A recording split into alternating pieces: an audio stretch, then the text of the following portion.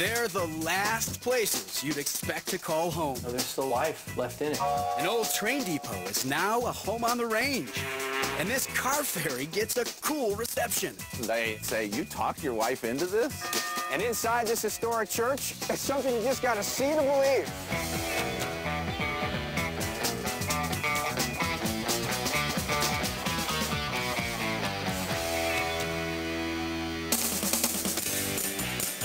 What if you found your dream home in the smallest of small towns?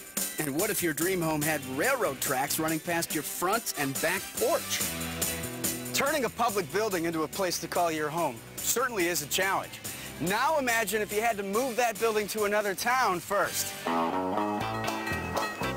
While combing the Texas countryside for new digs, inspiration struck Francois and Julie Levy.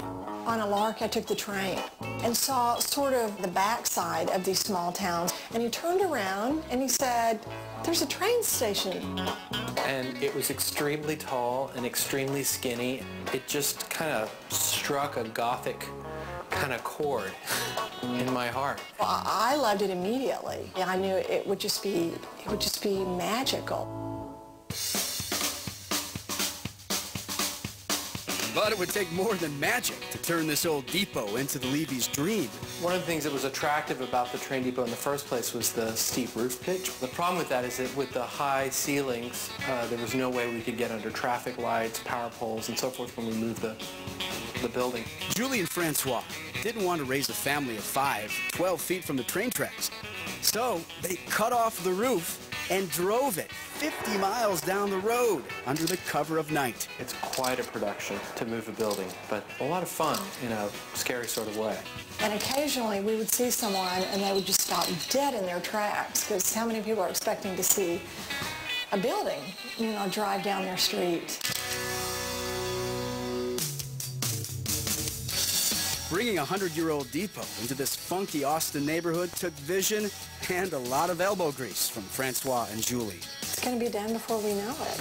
Well, hopefully it'll be done before we are. Now the hard work really begins to salvage a historic building once scheduled for the scrap heap. I'm convinced that we helped save this building. The challenge now was to create a space where they could raise their family while they raised the roof during their 2-year renovation. It has to be a house that works for them and that works for us as adults. Originally, this was, of course, this whole living room area was the waiting room for the trains, and there would be one train track on this side of the building and another train track here. An old cabinet became the kitchen pantry as Francois and Julie pursued their passion for preserving the depot's historical character. So this piece right here originally was where they stored the tickets, and there's a lot of different little slots or cubbies. Someone had suggested that with this beadboard that we had them sandblasted. We just decided that we really liked the imperfections, and we really tried to do that throughout the building. One of the things I really like about these windows is how noisy they are. They just sound old.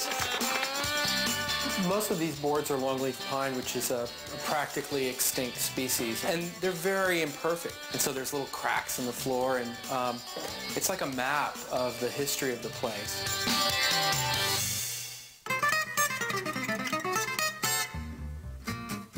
With 16-foot ceilings, 2,000 square feet, and 3 bedrooms and 2 bathrooms, Francois and Julie saved space by creating a spiral staircase 3 stories high. On the middle floor is a lofted library that overlooks the kids' rooms. Climbing up further still leads to the master bedroom and the soon-to-be bathroom at treetop level. It's a culmination of a dream that involves a lot more than simply a house, but a lifestyle. I want my children to be surrounded by play and adventure. And what could be a bigger adventure than turning an old, beat-up train depot into your home?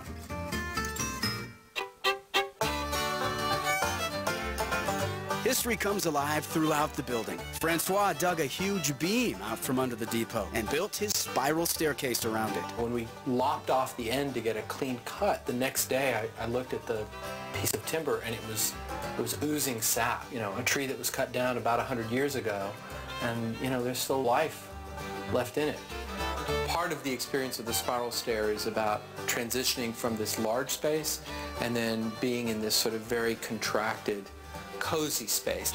And I can tell you that this is one of the favorite places for kids. Yeah, it's kind of like having a built-in treehouse. There were new touches added to the old station as well, like dormer windows and a skylight, making Julie's treetop bedroom a sweet retreat. I think this is my favorite room in the house because we're at Treetop, and so you hear the sounds of the birds. It's just such a place of respite. Buildings are kind of like people. They don't do well alone. They need to be tended to. I love our house, and I love who we are in it and who other people are inside of our house, and I love this neighborhood. And Ne dis pas à mamie, hein? I feel like the luckiest person in the world.